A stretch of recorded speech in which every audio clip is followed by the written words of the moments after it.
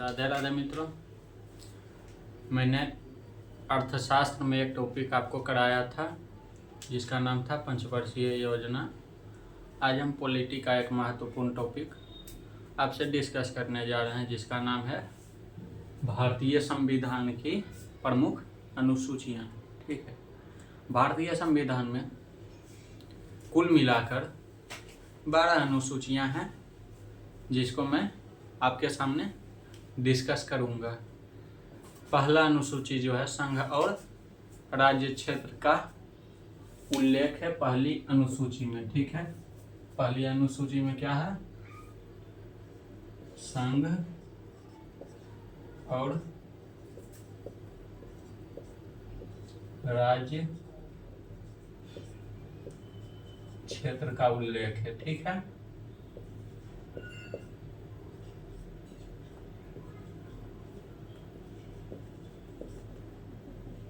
इसमें जो है राज्य और यूनियन टेरिटरी के बारे में बताया गया है पहली अनुसूचिया में। ठीक है, दूसरी अनुसूची है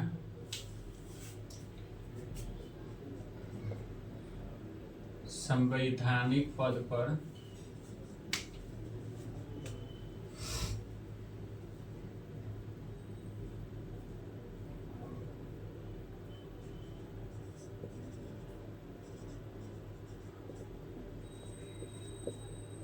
जो भी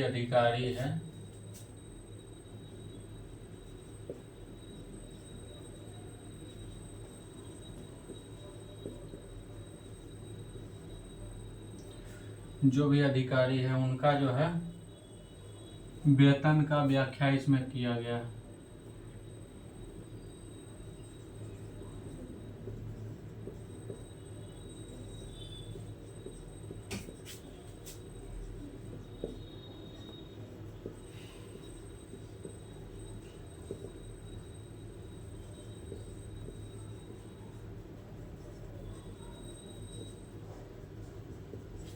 ठीक है, दूसरा अनुसूची में कौन है? संवैधानिक पद पर जो भी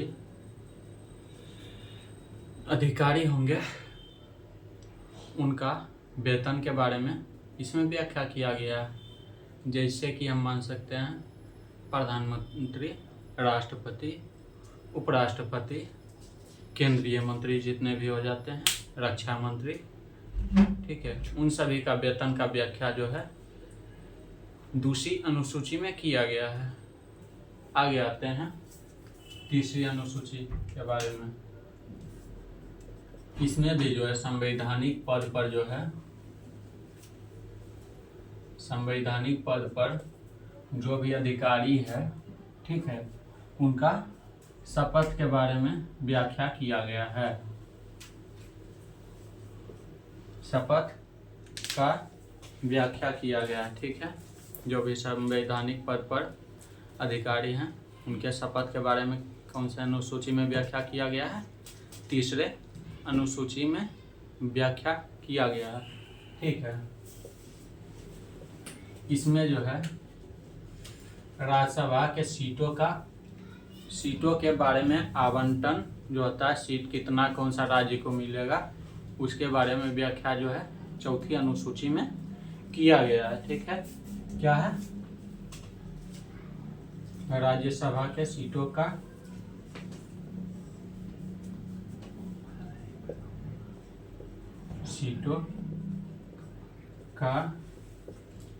आवंटन। ठीक है, राज्यसभा में कौन से राज्य को कितने सीट मिलेंगे उनके बारे में व्याख्या किया गया है चौथी अनुसूची में। पांचवी अनुसूची में जो है पांचवी अनुसूची में जनजातियों के बारे में उल्लेख किया गया। जनजाति को जो भी छूट मिलेगा उसके बारे में उल्लेख किया गया है पांचवी अनुसूची में क्या है? अनुसूचित जनजाति के बारे में जो है बताया गया है। अनुसूचित जनजाति के बारे में बताया गया है। ठीक है, छठी अनुसूची में है कुछ राज्य का प्रमुख जनजातियां हैं उसके बारे में बताया गया है। कुछ राज्य का प्रमुख जनजातियां हैं उसके बारे में उल्लेख किया गया है छठी अनुसूची में। छठी अनुसूची में क्या है? असम, मेघालय,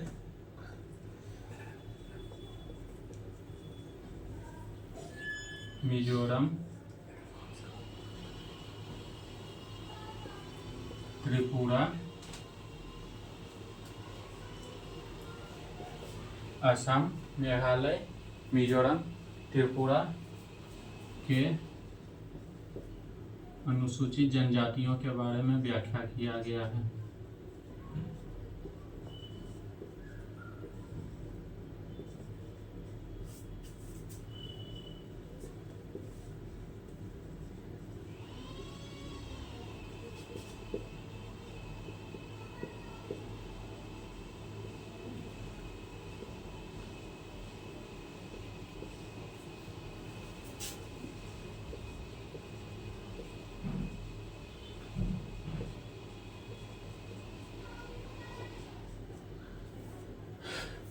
छठे अनुसूची में क्या है?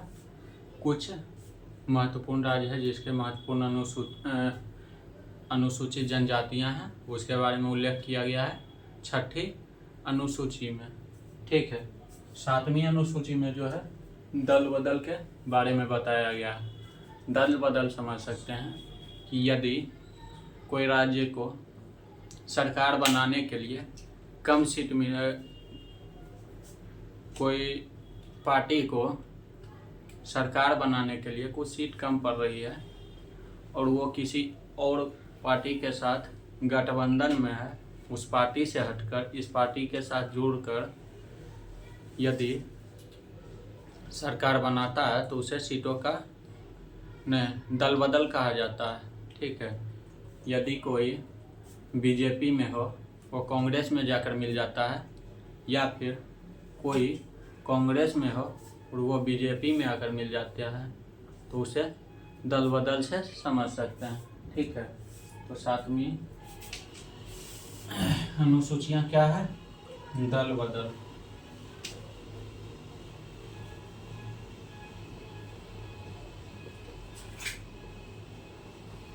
इसे हमारे नीतीश चाचा को भी दल बदलू कहा जाता है, जो कि बिहार के 8 बार सबसे अधिक बार मुख्यमंत्री पद पर शपथ लेने वाले मुख्यमंत्री बने हैं।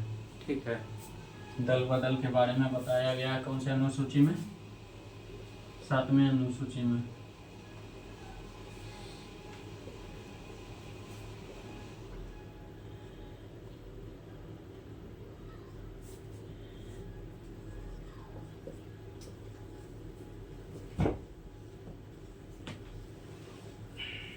दल बदल का उल्लेख क्या है? सातवीं अनुसूची में। ठीक है। आठवीं अनुसूची में 22 भाषा को मान्यता प्राप्त है। भाषाओं के बारे में जो अनुसूचियां हैं वो आठवीं अनुसूची हैं। ठीक है।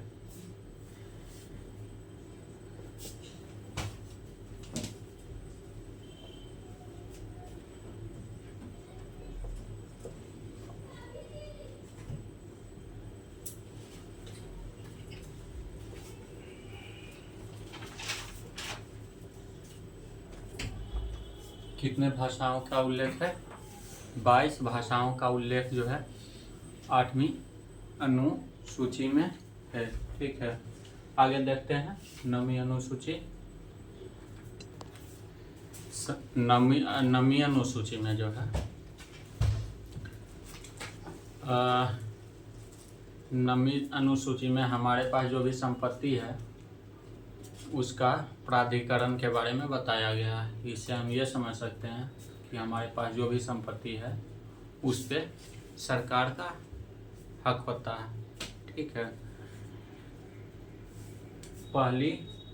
पहला जो है संविधान संशोधन हुआ था उसी के तहत जो है मूल अधिकार से हमारे संपत्ति के अधिकार को अलग कर दिया गया था।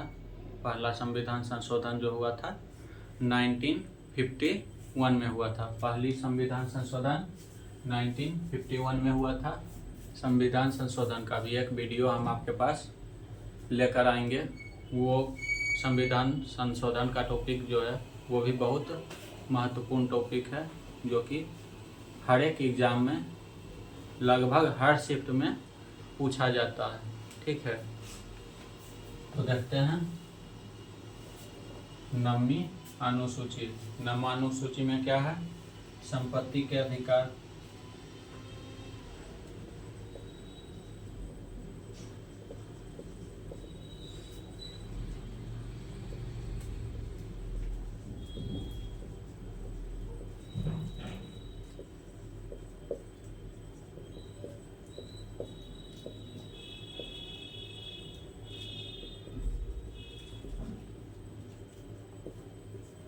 संपत्ति के अधिकार के बारे में जो है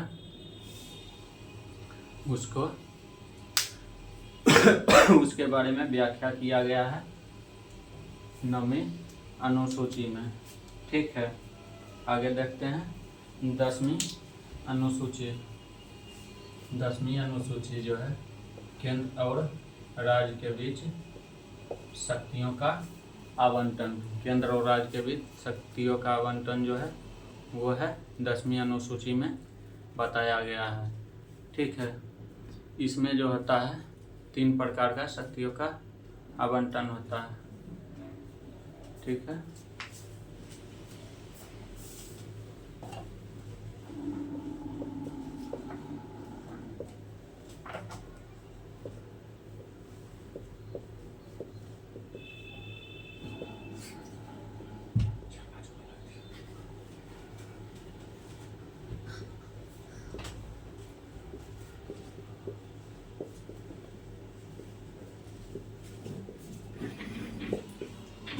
केंद्र और राज्य के बीच शक्तियों का आवंटन 10वीं अनुसूची में दिया गया है, जिसमें कि 3 सूचियां होती है: संघ सूची, राज्य सूची और समवर्ती सूची।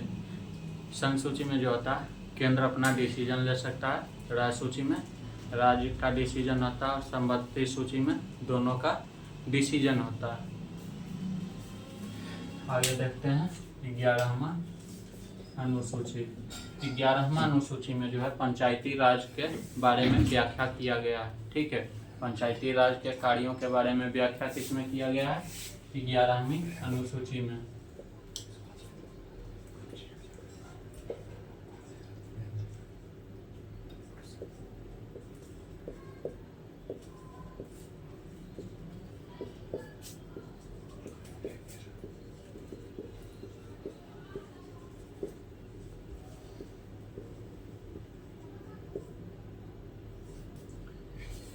ग्यारहवीं अनुसूची में क्या है? पंचायती राज के कार्यों के बारे में व्याख्या किया गया है 11वीं अनुसूची में। इसमें जो है 29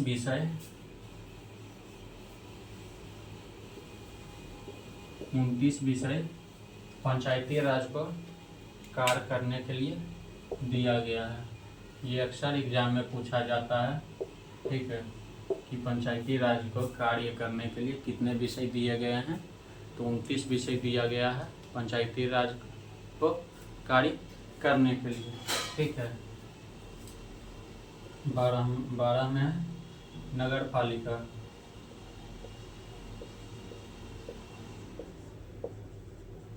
नगर पालिका के कार्यों के बारे में व्याख्या किया गया है। ठीक है,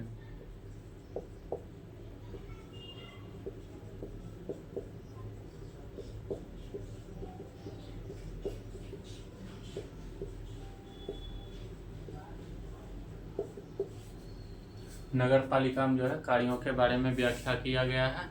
इसमें जो है 18 विषय दिए गए हैं। 18 विषय दिए गए हैं नगर पालिका को कार्य करने के लिए। कितने विषय दिए गए हैं? 18 विषय दिए गए हैं नगर पालिका को कार्य करने के लिए। ठीक है, आगे मिलते हैं एक और महत्वपूर्ण टॉपिक को लेकर आपके सामने। आप निरंतरता के साथ इसी तरह हमारे साथ जुड़े रहिएगा। मैं आपको विश्वास दिलाता हूँ कि आपका सारे क्वेश्चन हम लोग के द्वारा पढ़ाए गए थ्योरी से मिलेगा।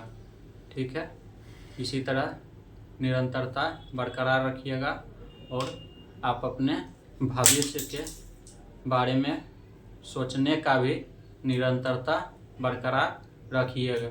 ठीक है, बहुत लोग करते हैं 4 दिन पढ़े 6 दिन गायब, फिर 2 दिन पढ़े वो 4 दिन का भी गायब। ये बिल्कुल नहीं करना है। निरंतरता के साथ आप लगे रहिए, तभी आपका भविष्य उज्जवल होगा। धन्यवाद। मैं आपका उज्जवल भविष्य का मनोकामना करता हूँ और आप हमारे मेहनत को भी सार्थक बनाइएगा। धन्यवाद।